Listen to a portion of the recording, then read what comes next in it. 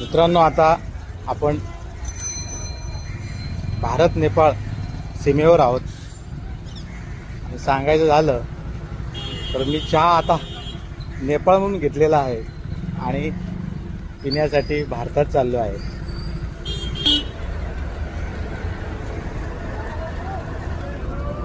चहा घेतला नेपाळमधून आणि पिण्यासाठी भारतात आलोय।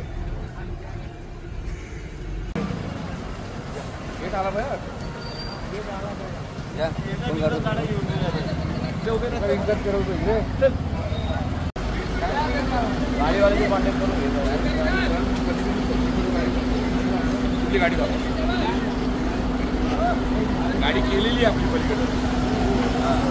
हे जर बघितलं आपण, मी ज्या ठिकाणी उभा आहे ते नेपाळ आहे। पलीकडची जी हद्द आहे ती भारताची हद्द आहे।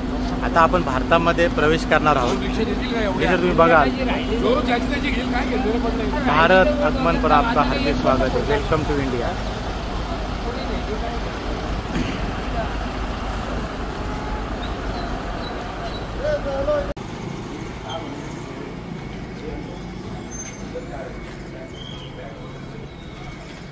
ही जी हद्द आहे त्यात आपण बघाल तर नेपाळमध्ये रूपन्देही जिल्हा,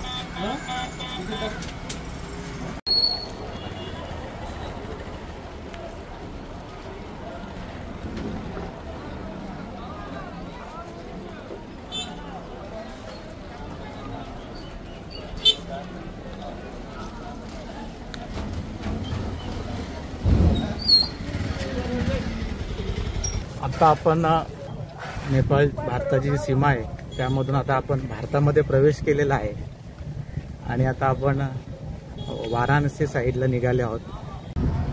तर ह्या ठिकाणी नेपाळमधून आपण एक सायकल सवारी घेतलेली आहे आणि त्यामधून आपण आता भारतामध्ये प्रवेश केलेला आहे। बॅगा वगैरे चेक केलेल्या आहेत, त्याच्यामुळे चेकिंग आपली लाईटली केली जाते। त्याच्यामुळे नक्कीच या ठिकाणी प्रश्न उपस्थित होतो की जेव्हा आपण एखाद्या देशातून दुसऱ्या देशात जातो तेव्हा तुमची चेकिंग ही महत्त्वाची असते। पूर्ण चेकिंग केली गेली पाहिजे, एकदम चेकिंग झाली पाहिजे, परंतु त्या पद्धतीने होत नाही।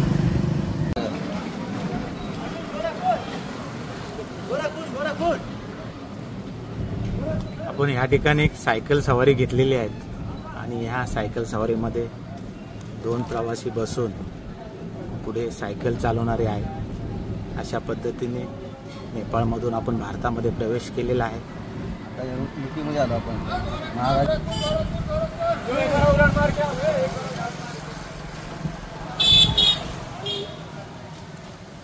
साहब, क्या नाम आपका? राजकुमार। कहाँ गए हो आप?